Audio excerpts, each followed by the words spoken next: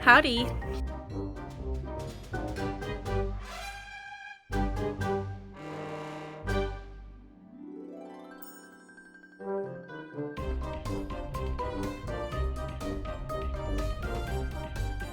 Hey, welcome back to the 12 Whips of December! Or Wipmas, as I've been calling it in my head. Hopefully you've enjoyed the first 3 days that I've put up. And let me know what you guys think in the comments. As always, I appreciate hearing your thoughts, your opinions on what I should do, all that kind of stuff. As always, it is after hours in the shop. Today, actually, it's morning, and I am speaking to you after just having a meeting with the West Yorkshire Spinners rep. So I got to see lots of exciting things, which I am sworn to absolute secrecy. You can tell my throat is still very sore. I've got a busy day ahead of me. So I'm just gonna take this opportunity real quick to stop in and say hey, share with you 2 more whips that I found. Then I can go back to bed for a few hours. Hopefully, fingers crossed. The first one, let's get straight into it, is my cinnamon stick project. This is West Yorkshire Spinners' signature 4-ply. This color was one of my favorites. I think I've shared this on the podcast before. I'm not sure though. This was one of my favorite colors when we first opened the shop. It's a very light brown, sort of fawn color. I really love it. It's called cinnamon stick. But the thing was, we had a whole pack of this that didn't sell for almost 2 years since we opened the shop. So I decided, right, I'm gonna start knitting something. That was 2 years ago. And yeah, it did help sales a little bit for this color. I'm looking on the shelf now, we only have 1 ball left, so that's great. So I wanted something simple. I was gonna make socks with it originally. I was gonna make reindeer socks, and then I realized that I done it too small. Anyway, this is it. It is a mitten. I'll show you. It's a mitten, and it's got this lovely cabling going here. It is a pattern I sort of made up. I based it off of another pattern that had something similar going on like this. Basically what I wanted to do was have my feet like this and put like a red nose, and then these are going to be the antlers, and I was going to put eyes on it. It's going to be little reindeer socks. But I was too tight, so I made it into mittens, which I love. But I've only done one. I haven't done the other one. It's got this really long 1x1 twisted rib on the arm. I don't know how well you can see that, but oh, it's so toasty. I'm just wearing it and like, oh, I feel a bit toasty. So it feels gorgeous, obviously, because it's their signature 4-ply, which is wool and nylon, and then there's a lot of BFL in here for a sock. So it's really nice. Let's get the actual content right. It is 75% wool, 25% nylon, and 35% of that BFL. 35% of that wool is BFL. So yeah, I think I did it on regular circulars, I believe, and then when the Crazy Trios came out, I swapped onto that, and this is how far I've gotten with the second sock. So you can see it's just a little toe. I don't even think I've started I haven't started the little cabling. Obviously it's going to go the other way on this one. So yeah, I enjoy using the Crazy Trios. It's a nice sort of in between DPNs and circulars. So if you kind of can't really get on with either, this is a good option. If you don't know what I'm talking about, the Crazy Trios look like this. You get 3 of them. So they have 2 needles with a very short cable, and you basically use that as 1 DPN, but it's got more flexibility, so you only need 3. So you have 1 over the front half of your stitches and 1 over the back half, and then you use the 3rd one to knit onto. I really enjoy it, and we try and keep them in the shop as much as possible. They're quite popular. Addy Trios. Anyway, so that's my little reindeer sock. It's another Christmas one that like has just kind of fallen by the wayside, but if I keep up my progress that I've made with all my whips, that should be done in no time. I have been working on whips, as I showed you, I think it was yesterday. I finished those candy cane socks, which was awesome, and I've started something new. Oh no, I'll have to share that with you next Wipmas. But anyway, I have also been working from this bag which was gifted to me. I've been working on my Ess Shawl, which I don't think I talked about on the podcast. I don't think I had started it. I started it in September or August with my friend Kate Viv on Instagram. She's a doll. And I love this shawl. I'm just gonna have a sip of water. Right, so this is the Ess Shawl from the Marlisle book. Marlisle is basically where you hold two strands together, but you work color work. Sometimes you work one yarn, sometimes you use both yarns. It's jolly exciting.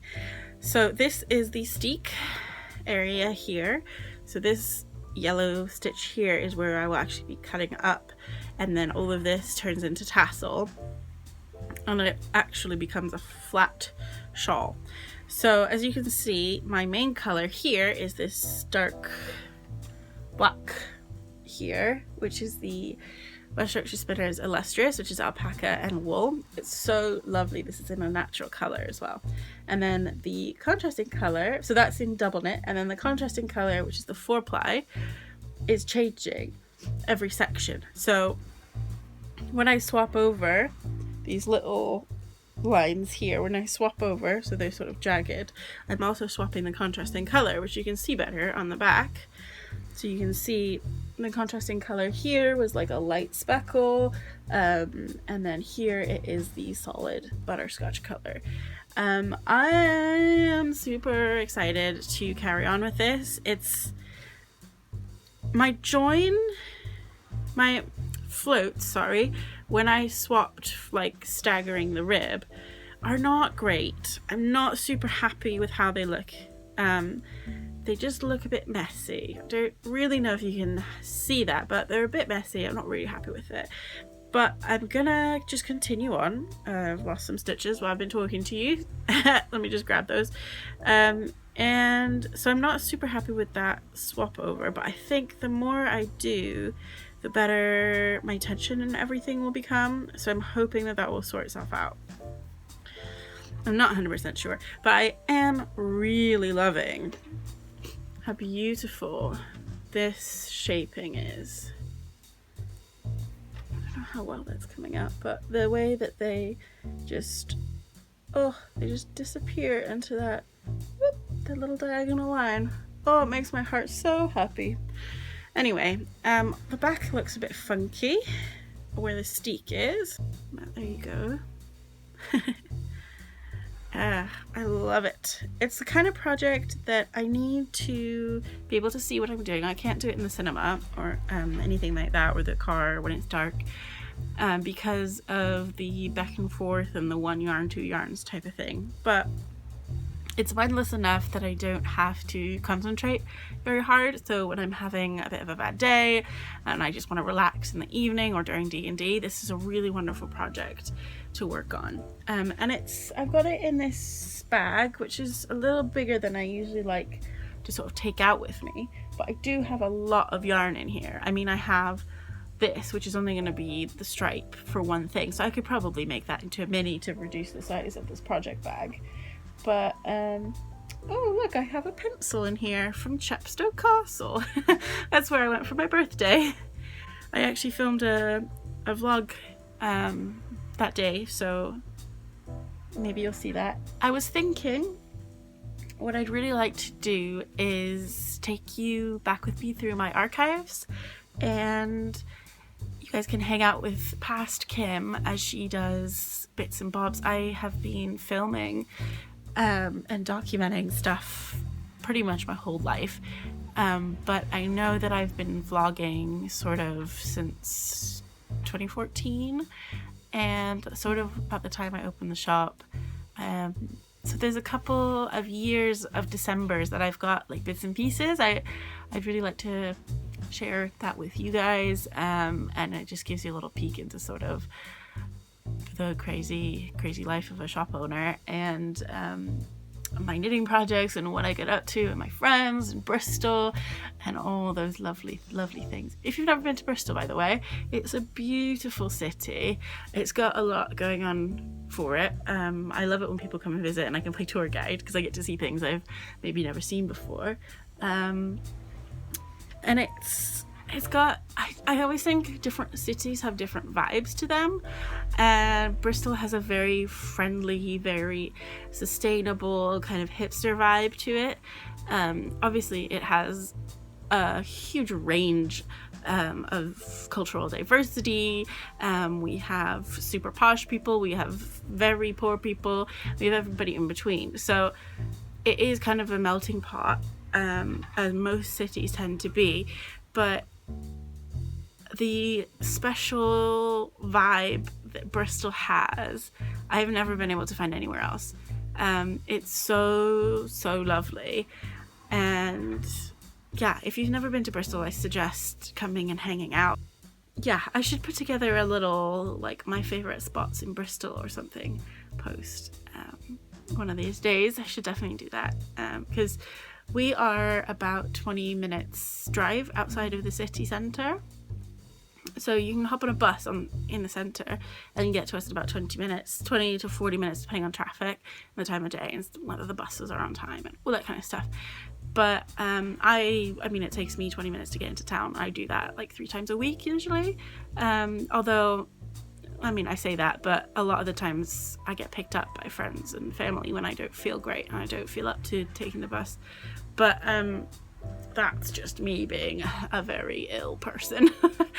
But yeah, it's actually very easy to get into and out of town and to get to us from Bristol. It's been really wonderful to see more and more people making the trip out here, because Get Knitted closed down recently, which is really sad, really sad. They were in Brislington and they had been a sort of a local yarn store in Bristol. They'd been like the staple local yarn store for years and years and years. So that was really sad, but I know a lot of people have been looking for alternatives now and they come to us, which is really wonderful. So I'm glad to be able to host Get Knitted's customers, I guess. It's always so heartbreaking when I hear about yarn stores closing down, because as a yarn store owner myself, I obviously feel that pain immensely. And luckily, within this industry, there is a lot of camaraderie and a lot of sisterhood. I know that the yarn store in Clevedon called Spinning Wheel, they don't stock West Yorkshire spinners because we stock it. We don't stock stuff because they stock it, because we want people to have an excuse to visit both shops, and we want both shops to thrive and grow independently from each other and with each other, if that makes sense. So I'm very blessed in that, the closest yarn store to me is a very awesome yarn store, and we have such a good relationship with the owners. So whenever I hear about a yarn store closing down, my heart just breaks, because I can't imagine what that would feel like. It would just be devastating. So support your local yarn stores, guys.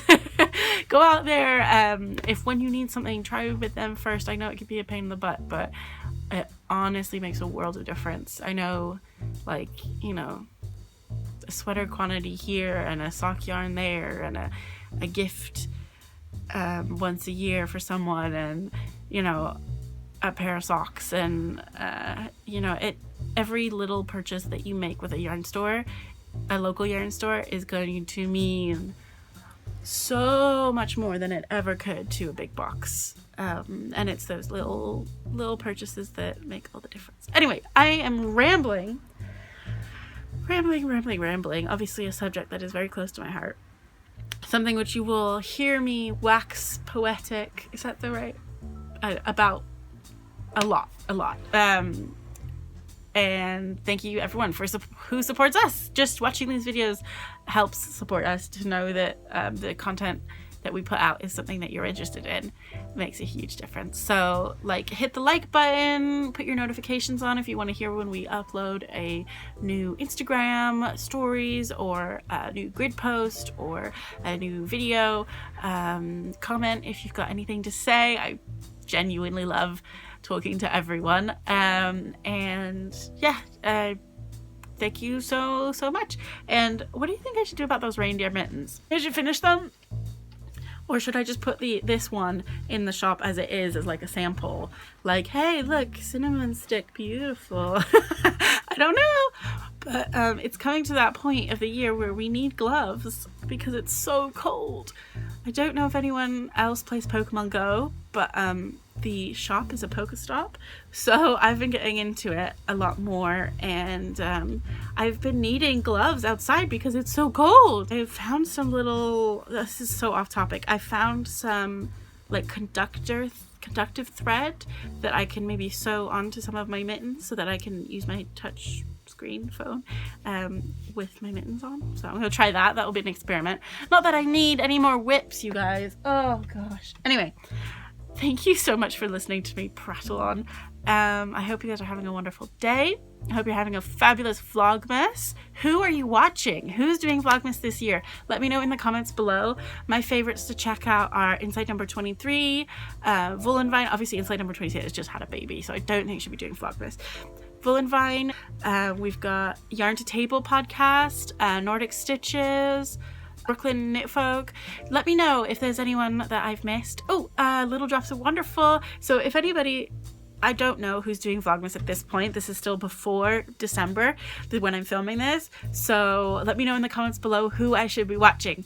Thank you so much, and I will see you very soon. Mwah!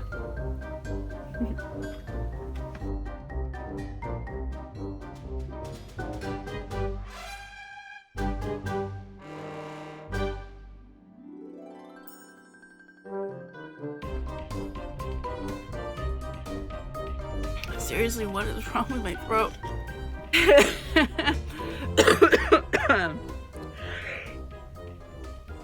Excuse me. Ugh.